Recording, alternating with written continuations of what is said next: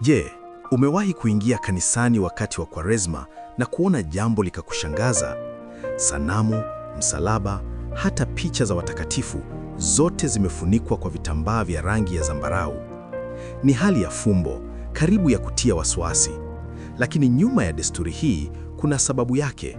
Ni hatua inayotuandaa kuelekea siku takatifu ya Bwana. Desturi hii iitwayo kufunika sanamu huanza Jumapili ya 5 ya Kwaresma. Pia huitwa Jumapili ya Mateso, na chimbuko lake ni la karne nyingi. Katika Injili ya Yohane tunasikia kwamba Yesu alijificha kutoka kwa makutano wakati mateso yake yalipokaribia. Yohana sura ya 8 mstari wa 59.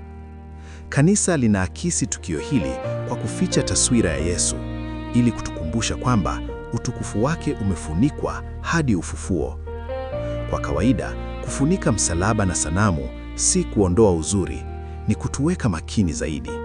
Katika kipindi cha mateso, kanisa huondoa visumbufu, likitualika kutafakari mateso ya Kristo. Vitambaa hivi huunda hali ya ukimya na upungufu, ukimya unaosema zaidi ya maneno. Jambo hili hujenga matarajio. Kama vile mitume walivyohisi huzuni ya kifo cha Kristo kilichokaribia, nasi pia tunahisi utupu wa taswira zilizofunikwa. Lakini usiku wa Pasaka, vitambaa vinapofunuliwa, kanisa hufurika tena kwa mwanga na rangi. Kufunuliwa ghafla huakisi furaha ya ufufuo, utukufu wa Kristo ukidhihirika kikamilifu. Rangi ya vitambaa ni zambarau, rangi ya liturujia ya toba na maombolezo. Inatukumbusha kwamba Kwaresma ni kipindi cha unyenyekevu, toba na maandalizi. Licha ya desturi ya kufunika sanamu na picha za watakatifu, kwa namna ya pekee, picha za njia ya msalaba hazifunikwi. Sababu ni kwamba picha hizi ndio msingi wa tafakari yetu juu ya mateso ya Kristo.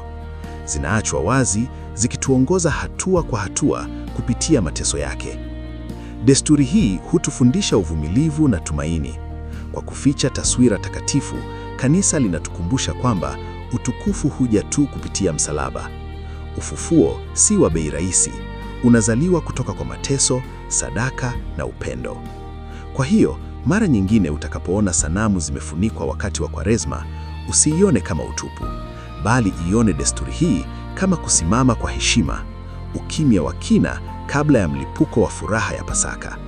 Vitambaa si mwisho, ni mlango wa ufufuo.